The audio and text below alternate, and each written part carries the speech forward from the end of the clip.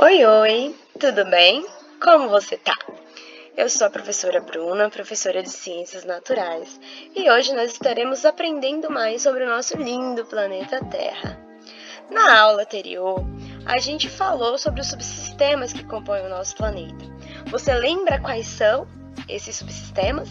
Para quem não lembra e para quem lembra também, nós falamos as características dos 4 subsistemas da Terra, que são a geosfera, que é a camada composta pela crosta terrestre, pelo manto e pelo núcleo, lembrando que a crosta terrestre também é chamada de litosfera e é composta justamente pelas rochas e pelo Sol. A atmosfera, que é a camada de ar que contém vários gases, alguns deles são essenciais para a vida, como o oxigênio e o gás carbônico.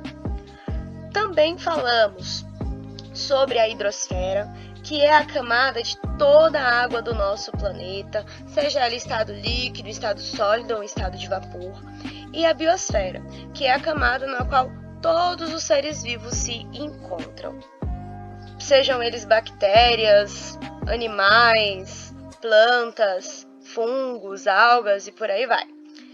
Só se lembra que todas essas estruturas elas estão interligadas e são dependentes umas das outras, ok? Mas hoje nós estaremos falando sobre o formato do planeta. E eu te pergunto, qual é o formato do planeta Terra? Ele seria esférico? Ele seria um semicírculo? Ele seria como um disco plano? E aí? Eu espero que todos vocês, com todas as evidências que nós temos até hoje e com todo o seu conhecimento, tenham respondido que o planeta tem um formato esférico ou arredondado, como você preferir, como dessa primeira imagem aqui. Mas você acredita que ainda tem gente que insiste em dizer que ele é plano? Sim, tem essas teorias loucas por aí, mas sem nenhum embasamento científico aprofundado sobre elas. E deixa eu te contar uma breve história sobre esse formato do planeta Terra. Antigamente, já se acreditou de fato que a Terra fosse plana. Inclusive, até hoje, tem alguns que insistem nessa ideia, como eu falei para vocês. Mas a sugestão de esfericidade do planeta Terra, ela também é muito antiga. Ela partiu lá da escola pitagórica de Crotona, no século IV a.C., com esse carinha aqui, que se chama Aristóteles. Ele apresentou argumentos bem sólidos para mostrar que a Terra é esférica, utilizando como exemplo o eclipse lunar, como evidência aí o eclipse lunar. E a gente vai falar, inclusive, dessa evidência daqui a pouquinho. Na época, sem muitos estudos sobre a Terra, as pessoas elas acreditavam que a Terra era plana, porque quando elas se encontravam em uma praia ou em um local descampado, eles olhavam para a linha do horizonte e não viam nenhuma curvatura sobre essa Terra. E você sabe por que as pessoas tinham essa impressão de não ver a curvatura? Então, é justamente porque é impossível para um observador que se encontra na superfície de uma grande área perceber a existência dessa curvatura, até porque a circunferência da Terra é de quase 40 mil quilômetros, é muita coisa. Falando sobre essa circunferência do planeta Terra, você sabia que essa circunferência ela foi calculada ainda na Grécia Antiga, há aproximadamente 250 anos antes de Cristo, por um filósofo chamado Eratóstenes? Então, ele calculou a circunferência do planeta Terra usando estacas enfiadas no chão, fazendo as anotações dele e fazendo algumas observações. E você pode me perguntar aí, tá, mas como ele fez isso? Então, no solstício de verão, o que é o solstício de verão? É um evento astronômico em que a Terra ela recebe maior quantidade de Sol. E como consequência, esses dias, eles são mais longos, são os dias mais longos do ano. Inclusive, em 2020, agora, a gente vai ter um solstício, agora dia 21 de dezembro. E ele soube aí que tinha um poço em uma cidade que estava completamente iluminado quando o sol atingia esse ponto máximo no céu ao meio-dia, e que nenhuma sombra incidia dentro desse poço. que é algo tão comum pra gente, né? Sombras, poços. Mas ele olhou e pensou: será que existe sombra em algum outro lugar do planeta? Ou o Sol incide da mesma forma pelo planeta inteiro? Ele observou que nesse horário e dia, as colunas verticais lá da cidade de Alexandria, de um prédio lá na cidade de Alexandria, projetavam uma sombra que era perfeitamente mensurável. Alexandria era a cidade na qual ele vivia, inclusive. E ele pensou: se a Terra ela for plana, a sombra deve ser igual, não importa o lugar e nem a hora. E aí o que ele fez? Ele falou: vou fazer aqui um experimento nesse mesmo dia, no solstício de verão, e vou ver se a sombra projetada é igual em todos os lugares. Então ele grudou umas varetas no chão e ele notou que havia uma formação de sombras diferentes. E para isso acontecer, para essas sombras serem diferentes nos diferentes locais, a Terra teria que ter uma curvatura. Então ele chegou à conclusão de que a Terra ela tinha um formato esférico. Aqui o experimento que ele fez, observou o Sol incidindo sobre o poço, sem nenhuma sombra sobre ele, porque toda a luz estava ali naquele horário de meio-dia, e na Torre de Alexandria uma sombra era projetada. Então, se a Terra fosse plana, o Sol incidiria da mesma forma sobre todo o planeta. Mas ele não parou por aí. Ele queria calcular a circunferência do planeta Terra, que é justamente essa medida aqui todinha, toda essa medida aqui do planeta. E o que ele fez? Ele usou essas estacas, usou alguns conhecimentos de geometria que ele tinha, e ele fez cálculos muito simples e chegou muito próximo à circunferência que a gente tem hoje do planeta Terra, que é essa que eu falei para vocês, que é de quase 40 mil quilômetros. É fantástico, né? Um homem que viveu há 250 anos antes de Cristo conseguiu um feito desses usando apenas varetas, a observação, as sombras e uma matemática básica.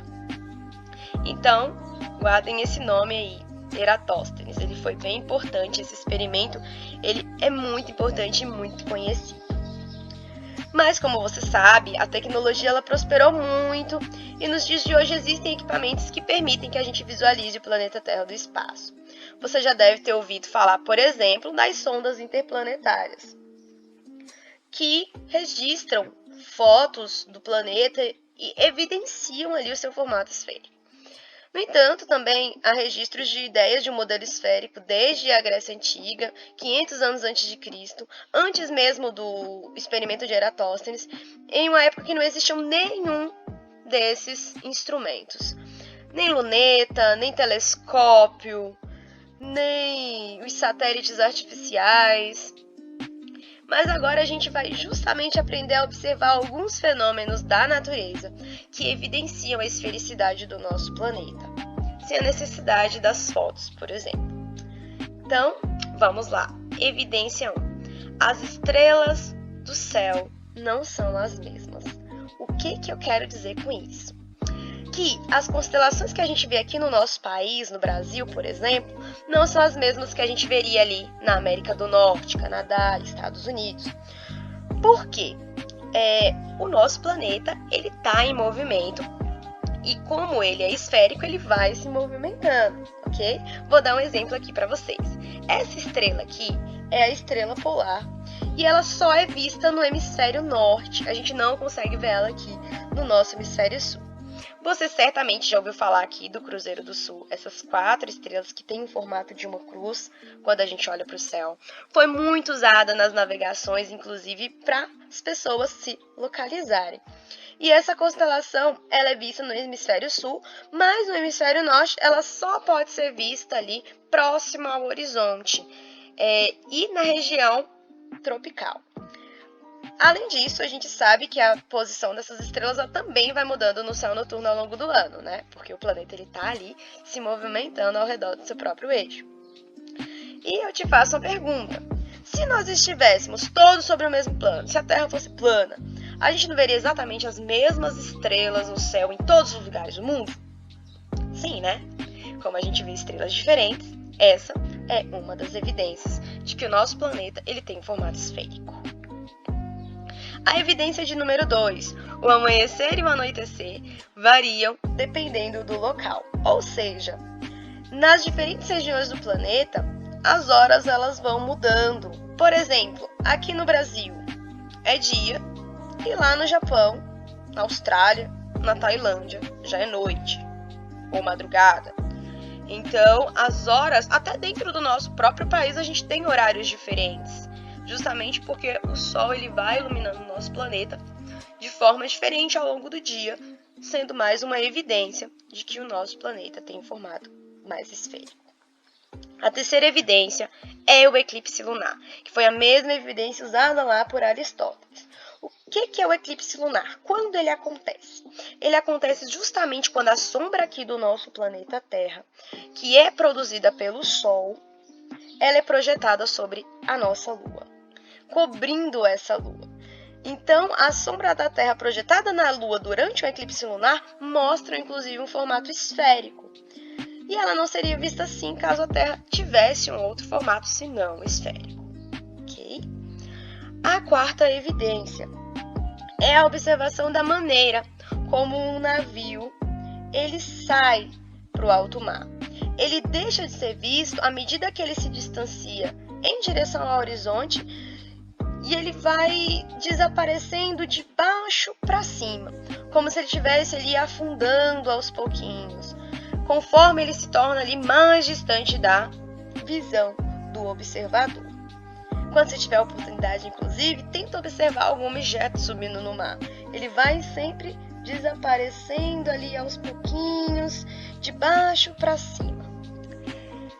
Para finalizar, vale ressaltar que o nosso planeta, apesar de ter esse formato mais esférico, ele não é lisinho, como a gente apresenta aí nos nossos esquemas. Ele foi inclusive feito, esse formato mais lisinho, para facilitar os cálculos, cálculo de diâmetro da Terra, de circunferência, tá bom? Mas ele tem ali algumas irregularidades na superfície, como é mostrado nessas imagens aqui, que foram inclusive imagens de satélites, ok?